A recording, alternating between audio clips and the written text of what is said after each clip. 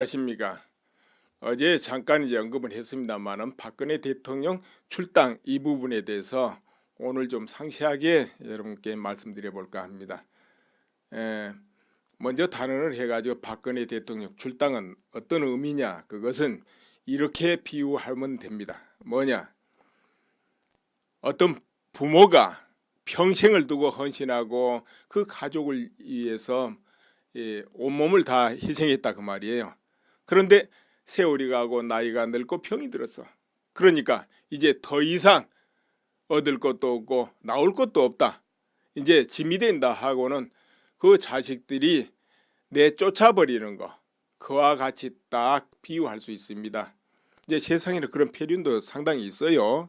이제 상당히 아니고 종종 간혹 있다고 봐야 되겠죠. 그런데 이제 그와 같이 비유할 수 있다 이렇게 봐야 됩니다. 왜 그러겠습니까?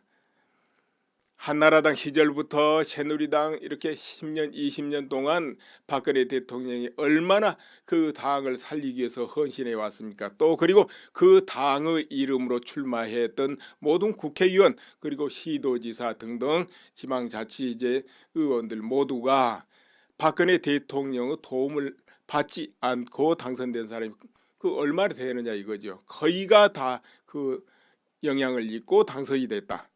또 그 지원을 입어서 당선됐다 이겁니다. 예를 들어 국회의원 하는 사람들이 국회의원 되게 해준 사람만큼 더 중요한 사람이 어디 있겠습니까? 옛날에 그 구 정치인들은 유력한 사람들은 비자금을 많이 가지고서 자기를 따르는 국회의원들한테 나눠주면서 또 정치자금 주고 그렇게 해가지고 자기 수족을 만들고 또 당선시키고 이렇게 유대를 하고 그래가지고 했지만은 그런 부분은 안 했어요. 박근혜 대통령은 안 했지만은 그보다 중요한 거 했단 말이에요. 직접 당선되게 띄워줬으니까. 그러함에도 이번에 이제 그렇게 했어요. 거기에 여러 가지 이유를 붙였겠지만 그 이유야 붙이면 한이 없고요. 그래서 다시 여기서 이제 결론을 또 내본다면 이제 박근혜 대통령을 추종하고 또 박근혜 대통령을 그동안 추종을 하지 않은 그런 유권자라도 이것은 인간의 도리상 맞지 않다. 의리상 이건 있을 수 없다. 이렇게 판단되면은 이제 자한당을 지지할 수가 없는 것이죠.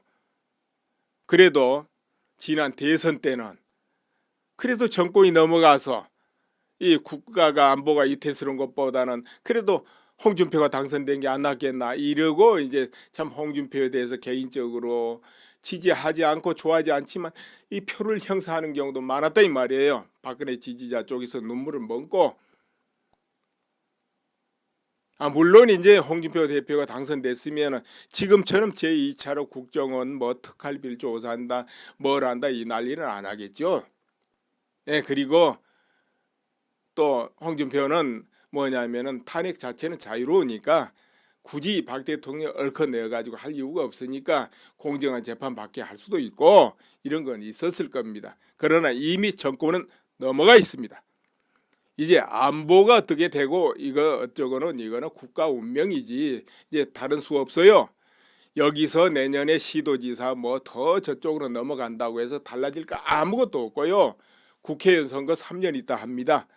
그래서 또 달라질 거 아무것도 없고 그렇기 때문에 지금부터는 어떠냐면은 앞으로 3년 동안에는 국가 운명이 다 결정되는데 뭐 달라질 게 뭐 있습니까? 이렇게 되든 좋게 돼서 더 흥하든 다 그때 달라질 것인데 그래서 지금부터는 굳이 뭐 국가를 위해서 시도지사라도 저쪽이 더 넘어가면 안 되니까 할 필요도 없고 국회의원이 저쪽이 더 당선되면 안 되는데 이제는 그럴 필요도 없어요. 지금부터는. 그렇죠 여러분. 그렇기 때문에 홀가분하게 된 겁니다. 홀가분하게 오히려 이제 박근혜 대통령을 지지하거나 또는 자한당의 이번 그 행위를 못마땅히 생각하는 국민들은 자기 찍고 싶은 곳에 마음대로 이제 찍을 수 있다는 것이죠. 거기가 뭐 더불어민주당이 됐든 대한애국당이 됐든 뭐 국민의당이 됐든 어디라도 그럼 당연히 박근혜 대통령 지지자들은 어디를 찍어야 되는 건가? 이제 그거는 그 당이 박근혜 대통령을 지지하고 박근혜 대통령을 석방하라 박근혜 대통령을 위해서 우리는 뛰어야 된다 하면은 그쪽 찍는 것이죠. 거기가 대한애국당이라면 그 대한애국당을 찍는 것이고 뭐 또 다른 새누리당이 어디 그렇다면 그쪽을 찍는 것이고 이렇게 되겠죠. 자, 그런데 어찌 됐든 이제 결정하기가 쉽게 돼 버렸다는 것이죠. 그러니까 이제 자한당의 미련을 가질 특별한 이유가 아무것도 없다는 거죠. 결론적으로 국가를 위하나 뭐를 위하나 명분이 없어요. 근데 이번에 박근혜 대통령 출당의 이제 문제를 살펴보면은 이 출당만 문제가 되는 게 아니고 그 몇 개월 동안에 뭐 친박도 마찬가지지만은 박근혜 대통령이 이것이 억울하다, 아무 죄도 없구나 이런 것이 뭔가 다 재판 과정에서도 보입니다. 보이지만 적극적으로 나서 가지고 옹호를 하거나 구원하려 하거나 의제기를 하거나 그런 걸 하지 않았다는 것이죠. 어쩌다 뭐 태블릿 PC 나오면 그 태블릿 PC 이러고 몇 번 웅얼대다 말아요. 이렇게 했어요. 그리고는 뭐가 좀 터지면 아이고 짐 되는구나 이와 같다 이 말이야. 이제 이런 행위는 저 과거에 예를 들어서 김대중 대통령, 노무현 대통령을 따르던 그런 정당들하고 크게 비유돼요. 그런 정당들은 어땠습니까? 자기들이 모신 상관하고 생사를 같이 하려는 그런 뜻을 보였단 말이에요. 어떤 면모로도 의리를 지켜, 아니 목적이 뭐 의리 아니고 다른 목적이라도 그와 같은 모습을 보였어요. 어찌됐든 그렇지만은 이 자한당 쪽에서는 그런 모습을 보였냐 이거죠. 그런 면에서는 저쪽보다 훨씬 못해요. 과거에 노무현 대통령 탄핵됐을 때 그 과정을 한번 보세요. 그 열린우리당 국회의원들이 어떻게 행동했는가. 또 김대중 대통령이 옥고를 치른다 뭔다 할 때 또 그를 따르는 사람들이 어떤 자세를 보이는가 이런 걸 한번 보자 이거예요. 그럴 때 과연 이 자한당의 뭐 친박이라도 좋고 이런 국회의원들 처세가 옳으냐 이런 이야기죠. 자, 그렇다면 이제 우리 국민들 입장에서 볼 때 이 부분은 박근혜 대통령을 싫어하든 좋아하든 그걸 떠나서 국민의 입장에서 이건 아니다 이렇게 생각을 해야 된다는 것이죠. 이것은 뭐 당이다 정치를 떠나서 인간의 도리로 이건 아니다 이렇게 판단을 해야 된다는 거예요. 이 문제는 당연히 박근혜 대통령을 지지한 측에서는 이건 말도 안 된다 하겠지만은 지지하지 않았던 국민들도 그런 시각으로 이건 바라봐야 될 소지가 있다는 것이죠. 그렇지 않습니까? 자, 그런데 왜 보수 대통합 이걸 단행했겠습니까? 또 친박들이 그냥 묵묵하게 따라 넘어가겠습니까? 이 명분 때문에 아마 그럴 거예요. 그래도 뭉쳐서 딱 후보를 보수 쪽에서 누굴 내놔야 그래도 그 사람 시도지사 당선될 거 아니냐.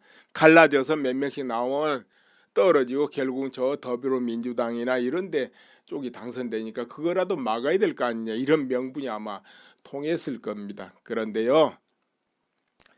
그것 때문에 계속 이 눈치 보고 야하고 그런 엉뚱한 짓을 하게 되는 거예요. 바로 국민들이 마음속에 애국하는 마음 때문에 그래도 이쪽 찍어야지 그것 때문에 바로 그걸 노리는 거예요. 그렇기 때문에 아까도 말씀드렸지만은 지금은 애국이다. 국가를 위해서 누구를 찍어야 할 필요가 없다 그 말이에요. 지금 시절은 이제는 지금부터는 없어요 그거. 그렇죠 여러분. 그러니까 보수 대통합 자체가 어찌 보면 의미가 이제는 없다 그 말이에요. 이제 이 순간에는 거기 몇 명 모인들 뭔 의미가 있어요. 뭐 몇 명 저쪽에 넘어간들 뭐 달라질 게 있어요 이제? 달라질 게 하나도 없어요. 이제 뭐 어떻게 이렇게 되고 저렇게 되거나 국가 운명에 따라서 뭐 결정되는 것이지 그 시도지사 몇 명 넘어가고 국회의원 몇 명 넘어간다고 해서 달라질 게 이제는 없습니다. 2, 3년 안에 다 모든 게 결정될 거고 또 그렇죠 여러분? 그러니까 보수 대통합 명분 거기에 현혹될 이유가 아무 이유가 없다는 것이죠. 보수 대통합이고 뭐고 나는 이제 그런 거 필요 없어. 나는 내 지지한 거 찍을 거야. 이렇게 해야 그 정치인들이 정신을 차려요. 항상 뭐 보수우파 그래도 보수우파가 당선돼야 되지 않겠냐. 넘어가는 것보다 낫지. 이것이 통했기 때문에 지금도 그런 거예요. 근데 이제 그게 안 통한다는 걸 보여줄 때가 됐다는 것이죠. 그렇죠 여러분? 이제 보수 대통합 필요가 없어요. 이제 이 상황에는 뭐 저쪽 더 넘어간들 달라질 거 없고 모든 걸 이제 운명이에요. 그렇죠, 여러분? 예, 그래서 이제 그 부분을 명쾌하게 만들어 준 것이다. 그 박근혜 대통령 출당은 차라리 그게 잘 된 거예요, 어떻게 보면. 예, 그래서 내가 이제 여기에서 대한애국당한테 조언을 해본다면은 지금 이제 이런 시점에서 대한애국당이 역할을 할 때가 되었다. 그럼 어떻게 역할을 해야 되겠습니까? 외부에 더 많은 정말 유력하고 명망 있고 의지가 강하고 애국심이 강력한 그런 인사들이 없는 게 아니라 있으니까 그런 분들이 있는 대로 전부 고문이다 자문이다 하에서 모시든지 아니면은 이제 출마 대상자들도 또 있습니다. 뭐 국회의원 됐든 뭐가 됐든 시도지사가 됐든 지금 전부 섭외를 하고 모셔드려야 된다는 것이죠.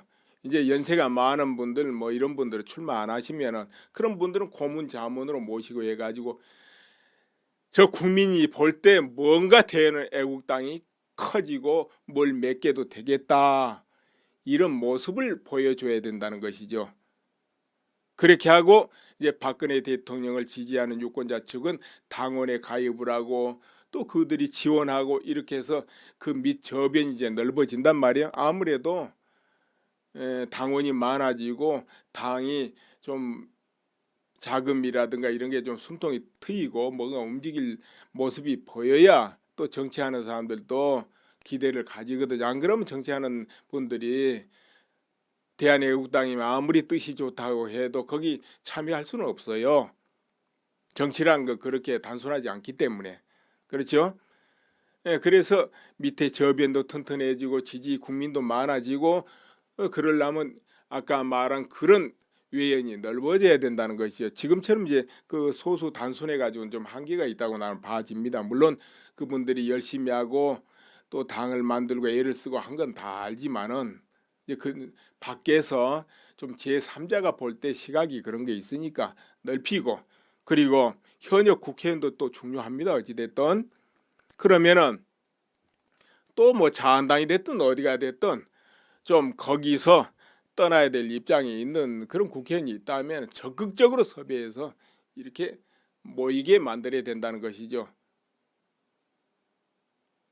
예를 들어 친박 쪽에서도 참 그 세력이랑 힘에 또 눈치 봐서 어쩔 수 없이 그러고 있는 분들도 있을 수 있잖아요. 앞으로 그 자한당 내부가 뭐 아주 딱 뚫뚫 뭉쳐가지고 이렇게 하란 법도 없어요. 또 바른정당 쪽에 이렇게 합해지고 그러면은 그 서로 좀 이질적으로 그렇게 되지 않습니까? 그 안에가 물론 국회의원들 눈치 잘 보니까 또 거기서 힘 있는 쪽으로 또 줄 서버리고 그런다 하더라도 그렇지 않는 경우도 있단 말이에요. 그렇죠? 그 안에가 내부적으로 시끌시끌 안 할 수는 없거든요. 자, 그러니까 또 어떻게 적극적으로 나서서 이렇게 좀 모셔드리고 이러려면 어떻게 되겠습니까? 지금 대한애국당의 초석이 돼 있고 중심이 돼 있고 대한애국당을 만들기 위해서 애를 쓴 분들이 나는 초석의 역할을 하겠다 이 마음으로 이제 하심을 해야 된다 이렇게 봐집니다. 내가 대장하고 내가 모든 걸 이끌고 가고 모든 사람이 내 밑으로 들어와라 이래 가지고는 커질 수는 없는 거죠. 그래서 나는 초석의 역할만 하겠다. 그래가지고 각자 자기가 잘하는 부분을 맡아서 움직이면서 그 목적은 우리가 모인 것은 정말 당을 키우고 대한민국 운명을 결정할 수 있는 그런 당을 만들고 또 박근혜 대통령을 석방시키고 박근혜 대통령 중심으로 다시 보수 우파 대한민국을 뭉치게 하겠다 이런 목적이라면은 당연히 반드시 당 여색이 커져야 되거든요. 그렇지 않으면 아무리 그 뜻이 좋아도 그걸 실천할 수가 없어요. 실행시킬 힘이 없다는 것이죠. 그렇기 때문에 나는 초석의 역할을 하겠다 하면은 될 거다 이거죠. 그렇게 해서 모셔드리면 되지만은 우리가 주인이 되겠다 하면은 거기 당에 들어올 사람이 없게 됩니다. 현실이 그렇다는 거죠. 아무리 박 대통령을 저 위에 총재로 모셔놓는다 하더라도 그렇게 되면 곤란하게 되죠. 또 박근혜 대통령 총재 모신다고도 애매하죠. 그러니까 그런 것을 열심히 하면서 모여드리고, 그리고 박근혜 대통령 딱 총재를 모시고 그러면 이 당 모양이 제대로 나올 거예요. 나오면 유권자들이 또 박근혜 대통령 지지 안 한 유권자들도 믿음이 가는구만. 다른 당 왔다리 갔다리 믿을 수 없어. 내 저기 찍을 거야. 이렇게 모일 수 있잖아요. 박근혜 대통령 추종자는 말할 것도 없고, 이런 방법을 생각해 보는 것이 좋지 않겠습니까? 이런 것이죠. 그리고 뭐 이렇게 당을 하다 보면 잡음이 안 날 수 없잖아요. 서로 조금 실수하는 경우도 있고, 저 경우는 마음에 안 든다 하는 경우도 있고, 이렇게 되는데 그건 원래 있는 겁니다. 그럼 이것을 어떻게 잘 융화하면서 유대를 강화하면서 나갈 수 있냐, 이거 고민을 해야 된단 말이에요. 그런 경우는 이렇게 하면 안 좋을까, 내가 조언을 하고 싶어요. 뭐냐 하면은 이 목표를 같이 하고, 그리고 유대를 강화하고 키우고, 또 모두가 협력하고 화합하고 여기다 목표를 둬라.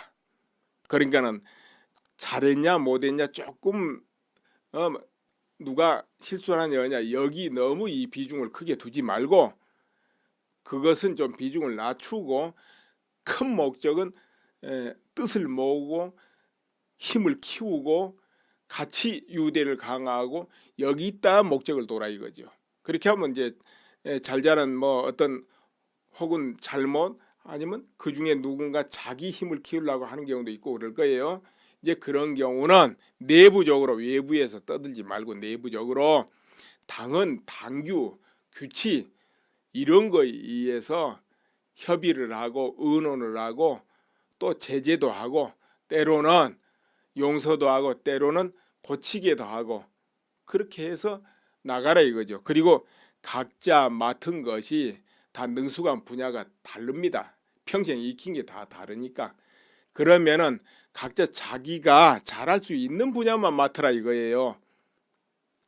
또 사람을 쓸 때는 그런 사람 적재적소에다 쓰고, 무작정 한국 사람은 서열주의가 강하다 보니까 뭐 하면은 자기가 대장 되고 싶어 해요. 자기 위에 가고 싶고 자기가 권한을 휘두르고 싶고, 그것이 본능적으로 좀 있다 봐야 되는데, 습성이 있겠죠. 그런데 그러지 말고 그런 것은 철저히 자제되고 잘하는 분야만 맡아서 움직이도록 할 때, 또 그런 분야에 배치해서 할 때 문제가 조절될 것이다 이런 것이고, 그리고 이런 부분이 충돌이 있을 때는 뭐 윤리위원회도 좋고, 공정하게 판정을 할 수 있는 곳에서 또 판정해서 조정해주고, 그렇게 하면 안 되겠습니까 이 말이에요. 그러니까 내부적으로 되도록이면 다 조절하라. 외부로 막 나오게 하지 말고, 큰 당은 머리를 쥐뜨고 싸워도 상관없어요. 뭐 외부로 터져 나와도 상관없고, 그렇지만 신생정당은 그러면 곤란합니다. 왜 곤란한지 여러분 아시죠? 지지자들이 마음을 두지 못하고 흩어져요. 그러면 당원 증가되지 않잖아요. 그리고 당비도 안 나와요. 그렇게 되면. 그러니까 그러지 말고 그 부분을 굉장히 잘해야 되는데, 소소한 부분은, 그러니까는 뭐 그런 게 걸리면 누구를 내쫓는다 이런 차원을 하지 말고, 서로 융화하고 유대하고 고쳐나가면서 해라 이런 이야기죠. 왜 그러냐? 사람마다 익힌 게 다르고 보는 선악간이 달라서 충돌하게 돼 있다니까요. 이걸 조절할 수 있어야 돼. 이걸 조절하는 데는 누군가 딱 강력하게 당을 믿을 수 있는 사람이 장악하고 있어가지고 조절해 주면 되지만은, 그런 게 없을 때는 집단으로 해야 되죠. 집단 지도 체제로 그렇게 해서 조절을 해 나가야 된다니까요. 그리고 한국에는 그러면서도 서열이 또 중요하죠. 연장자에 대한 예우를 해야 돼. 예우. 그렇죠? 그래서 외부 인사들을 모셔더라도 연세가 많고 그러면 거기에 걸맞는 자문 고문 어떤 명예를 줘야 되고 그런 거예요. 연장자인데 뭐 아무리 똑똑해도 자기 밑에 사람 거들먹거리면 그 밑에 안 들어가요. 한국은 그래요. 수평 문화가 아니기 때문에. 그래서 그런 부분도 존중해야 됩니다. 그러면은 대한애국당이 지금보다 훨씬 더 발전하지 않겠냐, 이런 부분을 제가 생각해 봅니다. 그리고 이번에 여러분 아시다시피 자한당에서 박근혜 대통령 출당 이런 거, 그건 또 연장자를 애호하는 그런 차원, 여기서도 크게 위배된 상황이에요. 그런 거 그렇지 않습니까, 여러분? 그래서 오늘은 이 부분 이렇게 말씀드리고 여기서 이제 끝낼까 합니다. 감사합니다.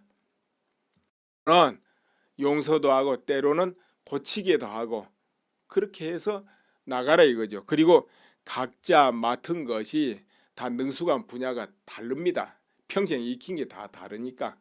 그러면은 각자 자기가 잘할 수 있는 분야만 맡으라 이거예요. 또 사람을 쓸 때는 그런 사람 적재적소에다 쓰고, 무작정 한국 사람은 서열주의가 강하다 보니까 뭐 하면은 자기가 대장 되고 싶어 해요. 자기 위에 가고 싶고 자기가 권한을 휘두르고 싶고, 그것이 본능적으로 좀 있다 봐야 되는데 습성이 있겠죠.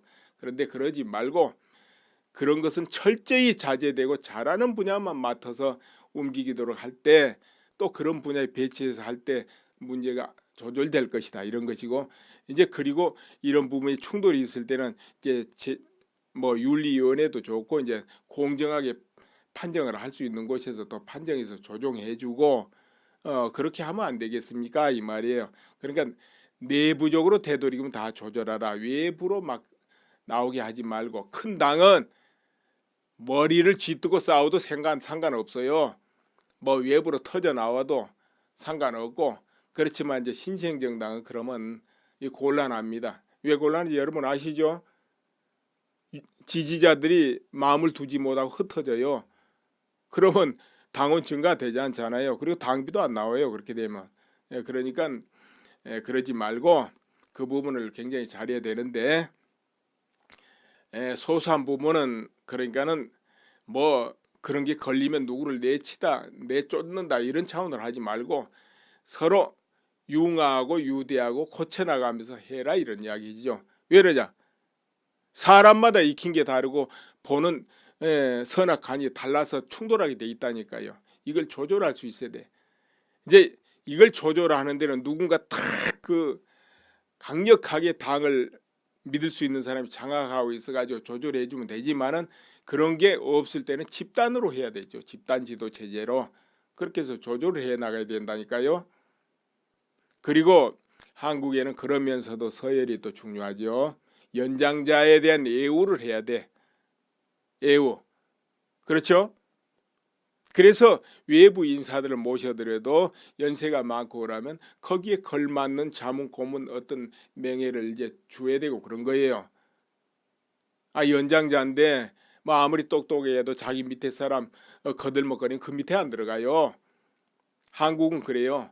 수평 문화가 아니기 때문에. 그래서 이제 그런 부분도 존중해야 됩니다. 그러면은 대한애국당이 지금보다 훨씬 더 발전하지 않겠냐 이런 부분을 제가 생각해 봅니다. 그리고 이제 뭐 어떻게 이렇게 되고 저렇게 되거나 국가 운명에 따라서 뭐 결정되는 것이지, 그 시도지사 몇 명 넘어가고 국회의원 몇 명 넘어간다고 해서 달라질 게 이제는 없습니다. 2, 3년 안에 다 모든 게 결정될 거고 또 그렇죠 여러분.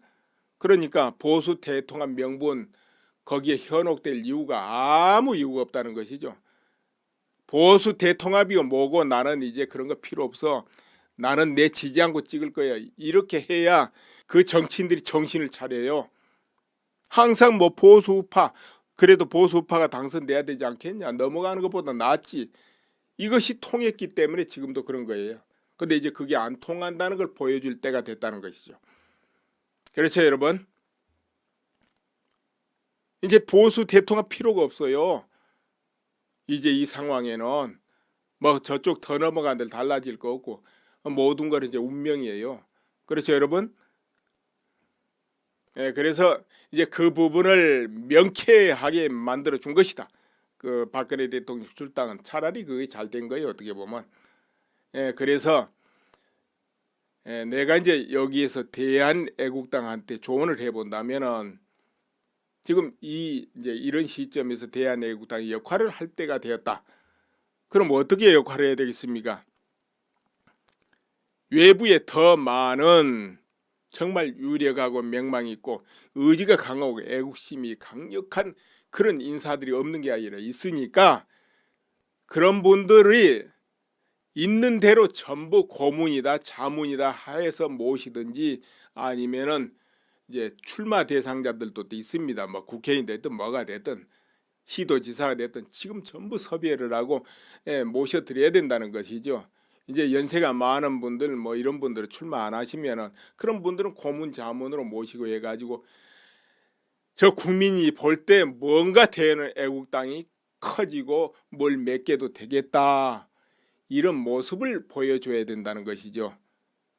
그렇게 하고 이제 박근혜 대통령을 지지하는 유권자 측은 당원에 가입을 하고 또 그들이 지원하고 이렇게 해서 그 밑 저변이 이제 넓어진단 말이에요. 아무래도 당원이 많아지고 당이 좀 자금이라든가 이런 게 좀 숨통이 트이고 뭔가 움직일 모습이 보여야 또 정치하는 사람들도 기대를 가지거든요. 안 그러면 정치하는 분들이 대한애국당이면 아무리 뜻이 좋다고 해도 거기 참여할 수는 없어요. 정치란 거 그렇게 단순하지 않기 때문에. 그렇죠? 그래서 밑에 저변도 튼튼해지고 지지 국민도 많아지고 그러려면 아까 말한 그런 외연이 넓어져야 다 같은 모습을 보였어요. 어찌됐든. 그렇지만은 이 자한당 쪽에서는 그런 모습을 보였냐 이거죠. 그런 면에서는 저쪽보다 훨씬 못해요. 과거에 노무현 대통령 탄핵됐을 때 그 과정을 한번 보세요. 그 열린우리당 국회의원들이 어떻게 행동했는가. 또 김대중 대통령이 옥고를 치른다 뭔다 할 때 또 그를 따르는 사람들이 어떤 자세를 보이는가 이런 걸 한번 보자 이거예요. 그럴 때 과연 이 자한당의 뭐 친박이라도 좋고 이런 국회의원들 처세가 옳으냐 이런 이야기죠. 자 그렇다면 이제 우리 국민들 입장에서 볼 때 이 부분은 박근혜 대통령을 싫어하든 좋아하든 그걸 떠나서 국민의 입장에서 이건 아니다 이렇게 생각을 해야 된다는 것이죠. 이것은 뭐 당이다 정치를 떠나서 인간의 도리로 이건 아니다 이렇게 판단을 해야 된다는 거예요. 이 문제는 당연히 박근혜 대통령을 지지한 측에서는 이건 말도 안 된다 하겠지만은 지지하지 않았던 국민들도 그런 시각으로 이건 바라봐야 될 소지가 있다는 것이죠. 그렇지 않습니까?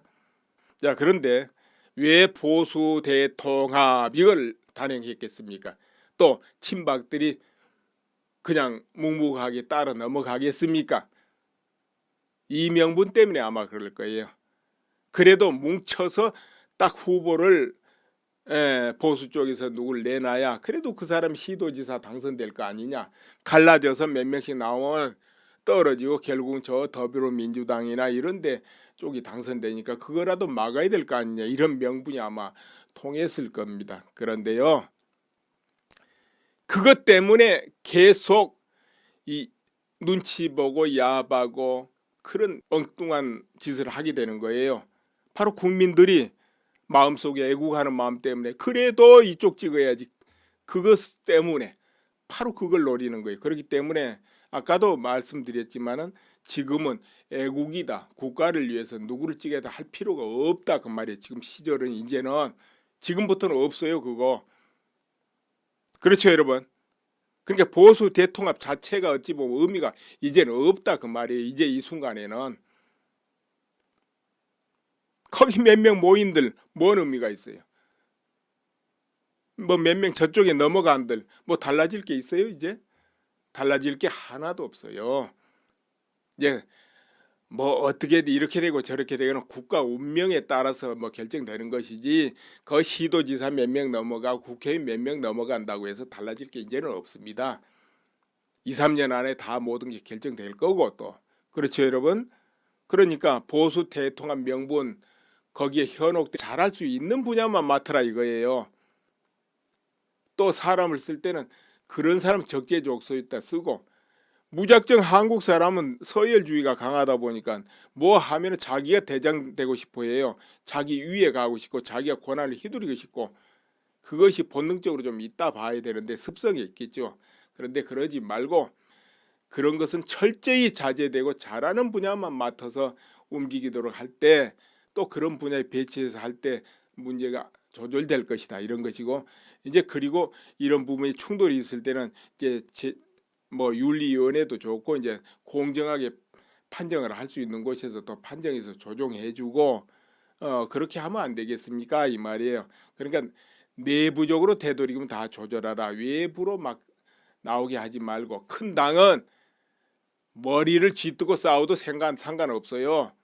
뭐 외부로 터져 나와도 상관없고 그렇지만 이제 신생정당은 그러면 곤란합니다. 왜 곤란한지 여러분 아시죠? 지지자들이 마음을 두지 못하고 흩어져요. 그러면 당원 증가되지 않잖아요. 그리고 당비도 안 나와요. 그렇게 되면.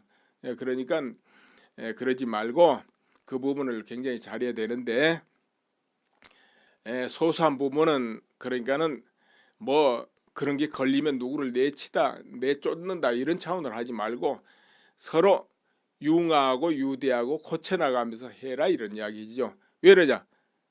사람마다 익힌 게 다르고 보는 선악간이 달라서 충돌하게 돼 있다니까요. 이걸 조절할 수 있어야 돼. 이제 이걸 조절하는 데는 누군가 딱 그 강력하게 당을 믿을 수 있는 사람이 장악하고 있어가지고 조절해 주면 되지만은 그런 게 없을 때는 집단으로 해야 되죠. 집단 지도 체제로 그렇게 해서 조절을 해 나가야 된다니까요. 그리고 한국에는 그러면서도 서열이 또 중요하죠. 연장자에 대한 예우를 해야 돼. 예우. 그렇죠?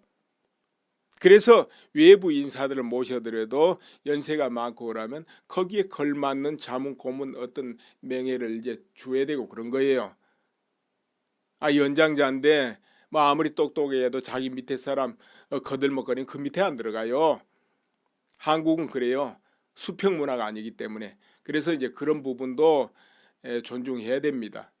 그러면은 대한애국당이 지금보다 훨씬 더 발전하지 않겠냐 이런 부분을 제가 생각해 봅니다. 그리고 이번에 여러분 아시다시피 자한당에서 박근혜 대통령 출당 이런 거 그건 또 연장자를 애우하는 그런 차원 여기서도 크게 위배된 상황이에요. 그런 거 그렇지 않습니까 여러분? 아까도 말씀드렸지만은 지금은 애국이다. 국가를 위해서 누구를 찍어야 할 필요가 없다. 그 말이에요. 지금 시절은 이제는 지금부터는 없어요. 그거. 그렇죠 여러분. 그러니까 보수 대통합 자체가 어찌 보면 의미가 이제는 없다. 그 말이에요. 이제 이 순간에는. 거기 몇 명 모인들 뭔 의미가 있어요. 뭐 몇 명 저쪽에 넘어간들 뭐 달라질 게 있어요 이제? 달라질 게 하나도 없어요. 이제 뭐 어떻게 이렇게 되고 저렇게 되거나 국가 운명에 따라서 뭐 결정되는 것이지 그 시도지사 몇 명 넘어가고 국회의원 몇 명 넘어간다고 해서 달라질 게 이제는 없습니다. 2, 3년 안에 다 모든 게 결정될 거고 또 그렇죠 여러분? 그러니까 보수 대통합 명분 거기에 현혹될 이유가 아무 이유가 없다는 것이죠. 보수 대통합이고 뭐고 나는 이제 그런 거 필요 없어. 나는 내 지지한 거 찍을 거야. 이렇게 해야 그 정치인들이 정신을 차려요. 항상 뭐 보수우파 그래도 보수우파가 당선돼야 되지 않겠냐. 넘어가는 것보다 낫지. 이것이 통했기 때문에 지금도 그런 거예요. 근데 이제 그게 안 통한다는 걸 보여줄 때가 됐다는 것이죠. 그렇죠 여러분? 이제 보수 대통합 필요가 없어요. 이제 이 상황에는 뭐 저쪽 더 넘어간 데를 달라질 거 없고 모든 걸 이제 운명이에요. 그렇죠 여러분? 그래서 이제 그 부분을 명쾌하게 만들어 준 것이다. 그 박근혜 대통령 출당은 차라리 그게 잘 된 거예요. 어떻게 보면. 그래서 내가 이제 여기에서 대한애국당한테 조언을 해본다면은 지금 이제 이런 시점에서 대한애국당이 역할을 할 때가 되었다. 그럼 어떻게 역할을 해야 되겠습니까? 외부에 더 많은 정말 유력하고 명망 있고 의지가 강하고 애국심이 강력한 그런 인사들이 없는 게 아니라 있으니까 그런 분들이 있는 대로 전부 고문이다 자문이다 하여서 모시든지 아니면은 이제 출마 대상자들도 있습니다. 뭐 국회의원 됐든 뭐가 됐든 시도지사가 됐든 지금 전부 섭외를 하고 모셔드려야 된다는 것이죠. 이제 연세가 많은 분들 뭐 이런 분들은 출마 안 하시면은 그런 분들은 고문 자문으로 모시고 해 가지고 저 국민이 볼 때 뭔가 되는 애국당이 커지고 뭘 맺게도 되겠다. 이런 모습을 보여줘야 된다는 것이죠. 그렇게 하고 이제 박근혜 대통령을 지지하는 유권자 측은 당원에 가입을 하고 또 그들이 지원하고 이렇게 해서 그 밑 저변이 이제 넓어진단 말이에요. 아무래도 당원이 많아지고 당이